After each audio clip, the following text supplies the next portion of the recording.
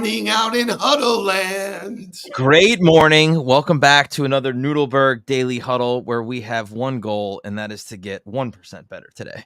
And we are definitely going to get 1% better. The content is superb, if I do say so myself.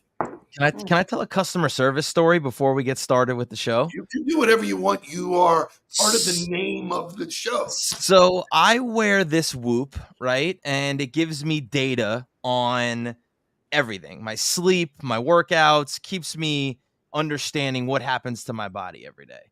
The battery is supposed to last for 5 days. I've been dealing with it for a week now where it hasn't been staying charged. I've had to charge it every day. So I'm like, I got to stop dealing with this. I got to figure out what's going on. So I'm like, what am I going to do? Let me go in the app and let me see if I can talk to somebody. I pull up the chat, right? I immediately pull up the chat. They give me a couple options to choose from in terms of what my problem would be. One of them is charging battery life. So I click on that. It says, great, we want to ask you a couple other questions. They filter me through, and then they get me to a person, Kristen. Kristen asked me one question. Can you give me your membership number or whatever? I give her my membership number. She goes, what's the problem? I go, it's not staying charged. I go, it's supposed to stay charged 5 days. It's not. She goes, give me 5 minutes. I'm going to look at your data. I'll be back. She goes, she's gone for 5 minutes. She sends me a message back after 5 minutes and goes, I've looked at your data. I see what's going on. We're going to replace it. I'm sending you a new Whoop right now. You'll have an email with instructions. I mean, bang, bang, bang, bang. And I was like, oh, that was elite. And the thing that I know about it was the reason she was able to do that is because she knew. She didn't have to ask me questions. She didn't have to really go back and forth with me. She had all the data she needed to make a decision to help me, and she was empowered to do so. And here you are bringing her to the top of the show. Exactly. Right. Monday morning. Right. Wow, what a great story. It's just so good. Like when you get customer service like that, there's just nothing like it. So we all talk about customer service, customer experience. Yesterday was the Dolphin opener, and everybody knows I am not a Dolphin fan, or at least not a diehard. I root for them when I'm not rooting for the Jets, and it's really hard to root for the Jets. So we go yesterday. They have it down. They really have made traffic, the experience getting in, the food selections, bars at every corner. And wouldn't you know, we saw Lori first, although we did not take a picture. So I know. What's wrong with that? You'll have to believe us. And then crowded in the hallways was another whole group. Andy Hill, who I haven't seen in a long time. You and your wife, Mark. And we ran into Michael. How about that? Yeah. So it was a great weekend for if you're a fan in Florida.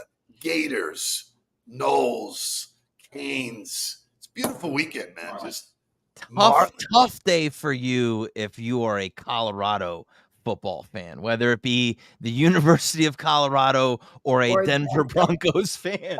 Either one of those days for you, not so good. We are going to dig into it today. That is my promise.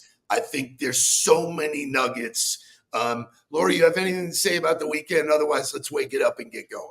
Nope. Great weekend. Great game yesterday. It really was. It was just a perfect day. When you score 10 touchdowns. And you score like that. I mean, it was just exciting. Even though I've been fortunate this year. It was, as Dion would say, a good old-fashioned butt kicking. It was for me. I got to see a hockey game this year where there were 10 goals, which was insane. I actually had Kai in that game, and now I've seen a football game with 10 touchdowns. You don't see that every day, but it is Monday. It is the last week of September. Let's wake this thing up. Wake up, everybody. Get up, get up, get up, get up. Wake up. Come on, come on. Wake up, everybody. Teach a new way. Maybe then they'll listen what you have to say.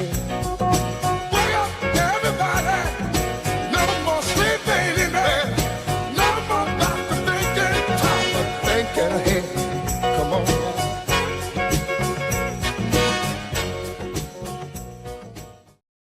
right, so I'm going to unpack this sort of what I think in some chronological order. So pre-game, lots of stuff's going on. In the locker room of the Ducks, give me Dan Lanning. Rooted in substance, not flash. Rooted in substance. Today, we talk with our pads. You talk with your helmet, right? Every moment. The Cinderella story is over, man.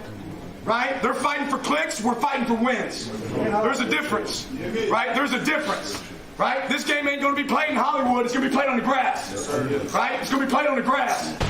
Let's go. So Mark, first, comments. Don't make it about, and I get it, right? Like you're trying to get your guys motivated and you want to get them to play. I will tell you that there will be a humbling moment coming for Dan Lanning because he didn't make it about them. Bitch. Because he didn't make it about them, right? Like, hey, we play with our. He could have given a riveting speech about who they are, and instead he chose to talk about Colorado playing for clicks. That's a mistake in the long run of things. Sure, that plays right now, and that's great.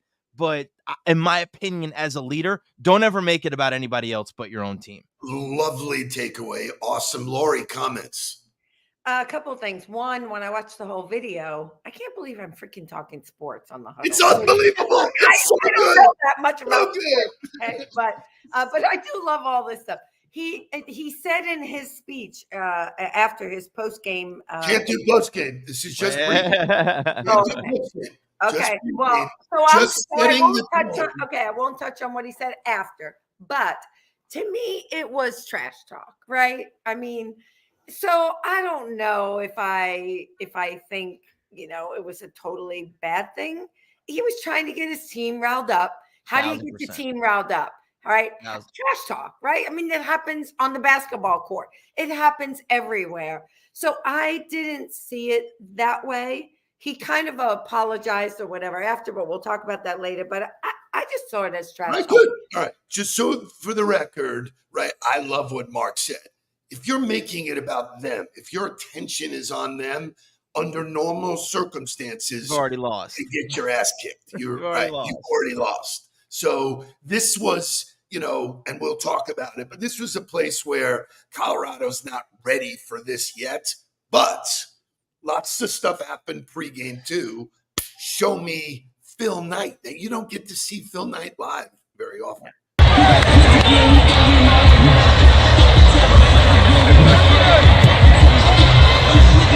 I'm so proud of you, man. It's so good to have you back. I'm doing great. I was proud of you as a player and a person. I can't believe how proud I am of you as a coach. You're just doing fabulous. Yeah. How you been? I'm 85 now, so I'm still standing. So I'm okay. I'm okay. Yeah, you bet. All right. Well, appreciate you. Your shoes okay? Yeah. We got some new shoes coming by today. Yeah, it doesn't get cooler 85 than that. years old, and he's still asking about the shoes. By the way, if you have not read his book, Shoe Dog, I just finished it actually a couple of weeks ago. Really good. I have not read it, but I'm inspired to do that because an 85-year-old icon in the sports world still saying, how's the shoes, man? Yeah. And by the way, after you read it, there's a lot of leadership stuff in there. Yeah. Talk about adversity and oh my God, it's good. And look, you see Phil Knight talk about how proud he is of him as a coach. He said, I was so proud of you as a player and I was so proud of your career. And now I'm so proud of you as a coach, right? Like you can't deny what he's doing. You just can't deny it. So awesome stuff. Real quick though, because if you listen to Mike McDaniel after the game, right, the Dolphins scored 70 points, which is a historic moment, not only for franchise history, but for the NFL. There's only 3 other times that it's ever happened, I think, in the history of the league. Mike McDaniel's comments after the game said, the reason this was such a great performance is because you didn't make it about them. You made it about you. You made it about your standard, about you, the way you play the game, which is it's the antithesis of what Dan Lanning was saying there. And every good quality program I've ever been about says it's about us. It's about what we do and how we do it doesn't matter who we line up against. And that means we may score 70 or we may score 25, but we're going to do what we do. So what I think is important, especially in this forum, we're talking about business. So we're going to take some lessons from sports. And if your eye is on the competition, right, don't show up. And it should be on you. What can you get better at? What can you do great? How can you perform? You cannot control them.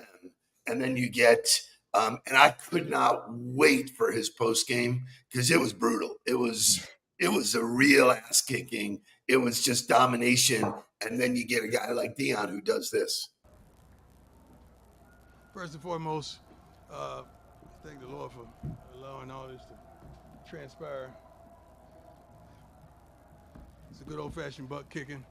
It's no excuses, no nothing.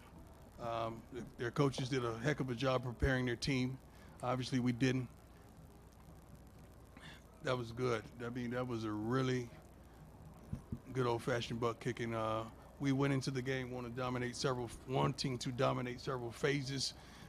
We lost offensively, defensively, as well as special teams. That fake punt kind of got them really rolling, and they didn't stop ever since they secured that first down. Well-coached team. Bo Nix played his butt off. Defensively, they presented some things that I guess we just couldn't get around. We couldn't advance the ball, rushing or throwing the ball as well. Seemed like they had our number.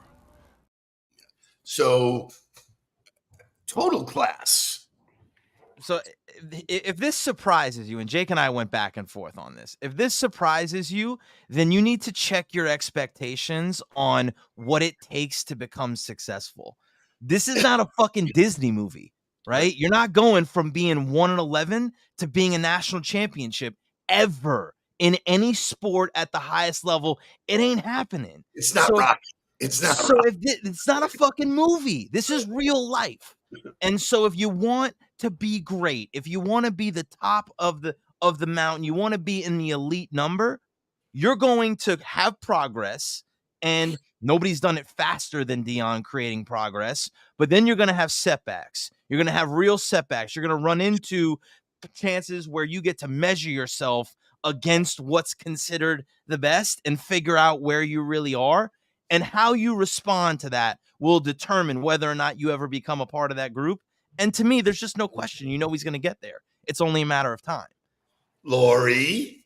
So I pulled out a few nuggets from the entire video. So one, he said, right, I talked about the old-fashioned butt cooking, but he said later on in the interview, no excuses. And we talk about that all the time. He talked about practicing to perfection, right? To get to where they got to get to.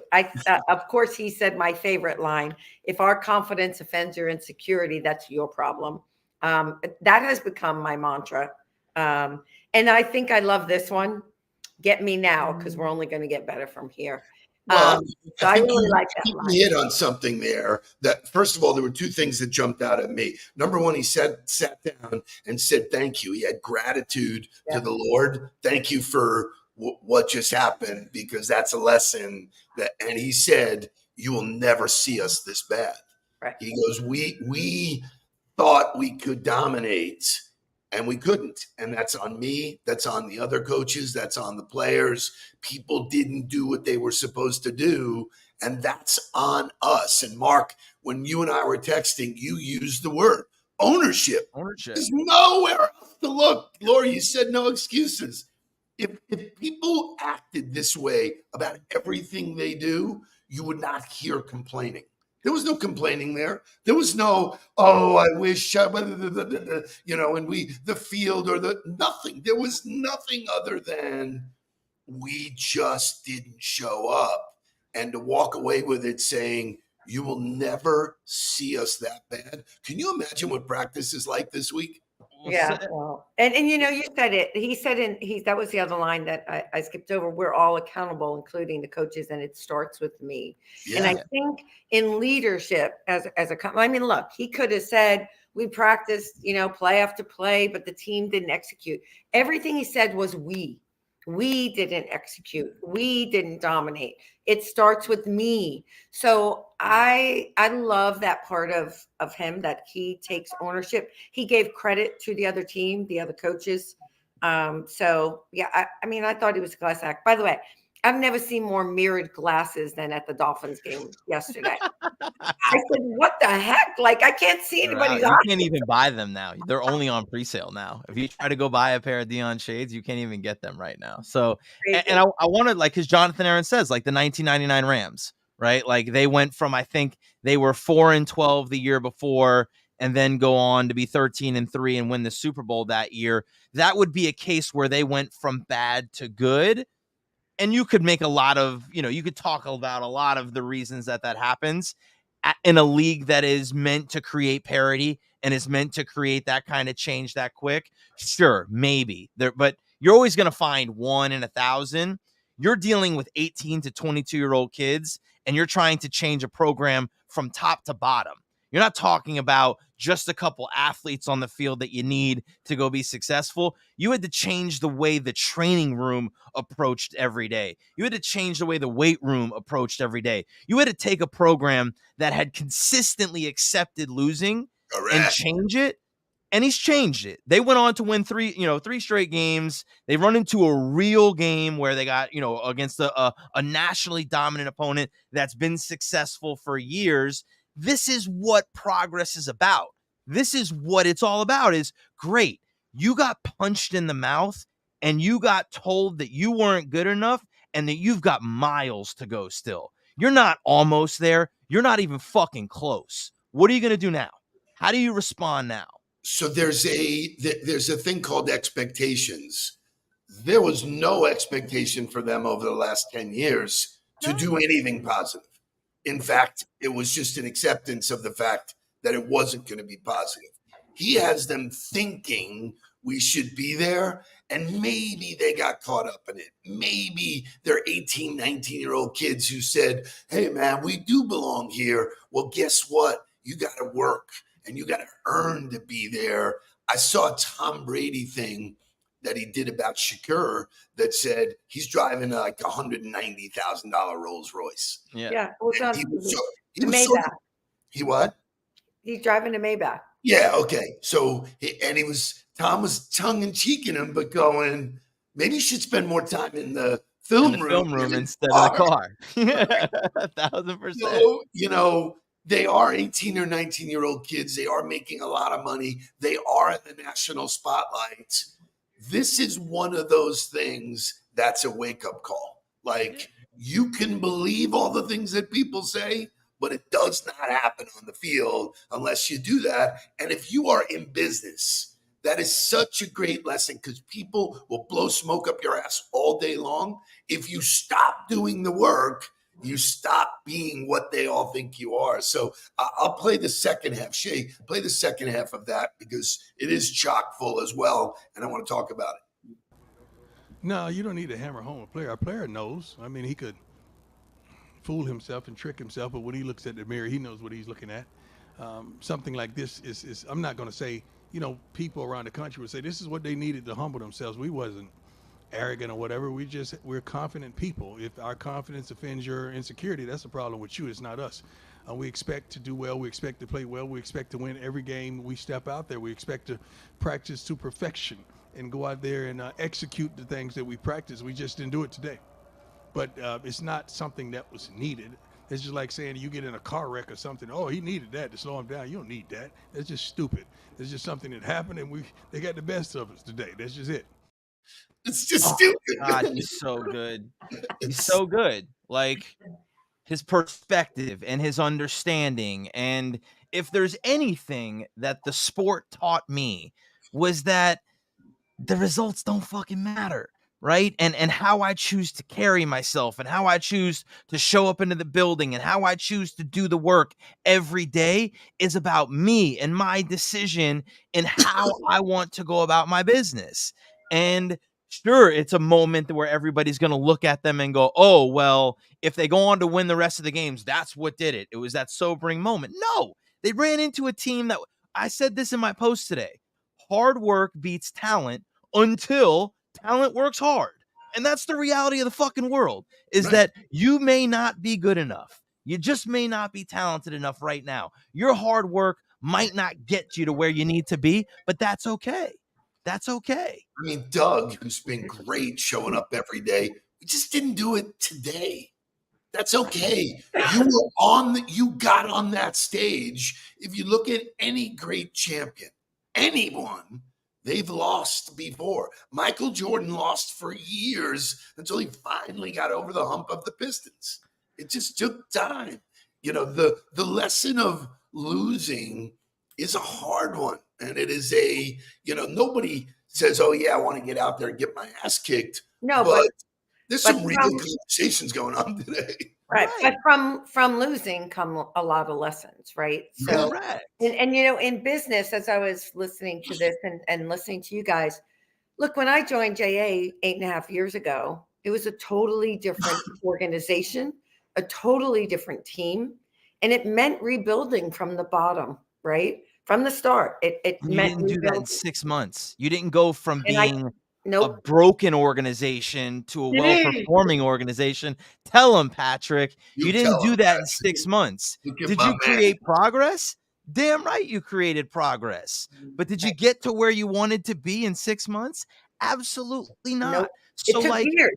It took if a couple of years to get it and I going. think the biggest takeaway is, if you have a desire to be the best, if you have a desire to be great, and you are not willing to deal with moments like this, you are not built for greatness. Change your expectation. So I want to switch get my gears before we close today, because you talk about Disney movies and sports usually have these great happy endings. There was an incredible story in the Florida State Clemson game. Clemson went with a kicker that had left the team, had gotten a job in New York, had already has an apartment in New York, and they call him up and they say, dude, will you be our starting kicker? So as the story unfolds, the guy calls his boss. They didn't name the company, which I wish they had. He calls his boss and he said, look, I got an opportunity to be the starting kicker for Clemson. He goes, I would be pissed if you didn't do it, number one. And number two is, I'm coming to the game. How cool is that? From an engaged leader, the guy comes out, first field goal, bang, goes through. Everybody's saying, he's the hero, Cinderella story. We're going to carry him off. And then with the game on the line, wouldn't you know, bum, bum, bum. He misses. Why? Because he's not prepared for that, right? Like, cool, it could have happened and it would have been the small percentage, but in reality, he is not prepared for that. He hasn't been kicking for months. He hasn't been putting himself in that mental situation. And to think you're going to be prepared for those moments without the preparation required to get there is silly. You're fooling yourself. And thank you for bringing that up, because there is no substitute for preparation. There is no substitute for the work. He was an overnight success after 20 years of doing it. Right. It takes. And like Jonathan said, there's no substitute for the process, right? Right. You can do the hard work, but you got to have a process. It'll be a very interesting week with the Colorado team. I think a little humility now, a little bit of, okay, we got knocked down. But not really. They're not going to change who they are. They expect to win. So you're still going to see the YouTube videos. You're still going to see the Instagram. They're still going to be saying, we're going to come out and win. But maybe they have a different level of attention to detail because of that moment. And that's really what you want from the failure, is that it takes you to another level of preparation. It takes you 1 inch more. It takes you a little bit harder, one more rep, 1% better, if you will. So I point people to, and Shay will post it if he can find it, Mark's TED Talk about failure is an absolute crush, an absolute must, because just when you think it's going good, it doesn't. And for those who have dealt with failure, it's extreme. It hurts, that pain. But Wow, what a great lesson for all of us. So great job this morning. I cannot believe that Lori is talking sports on a Monday. This is love so it. cool. This I is so love it. cool. Who I says want to make sure we tie it to business for the people out there that are not sports. There are so many similarities, right, and parallels. But and Well, it's Jake told me that while you're working out, you're talking shit about Dion and football. He's like, wow, man, this is incredible. So, I love it. well, It's good. because you know why? Because I love what she's saying, right? I just I can relate to it as a business leader.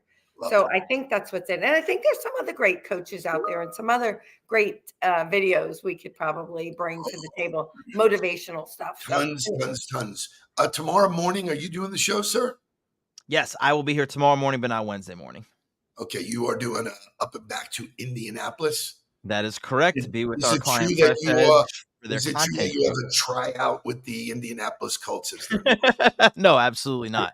There's no, they are This is sending not out the water boy. The truth is there truth that you and Coach Wanstead are meeting there to potentially take No, those boys don't need any help. They got themselves a big victory against the Ravens. so tell Jonathan says you get her a picture and now she's all about sports. Jonathan, I had to understand sports to get my picture. That's why it took so long. We'll see everybody tomorrow morning. Make this Monday great. We are cruising towards the end of September. We're going to start talking about fourth quarter. Man, put your fingers up because that's the quarter that decides the year and also decides next year. We'll see you tomorrow. Let's get down. Please don't worry about me. I'm about to let my heart speak. My friends keep telling me to leave this. So let's get down to business.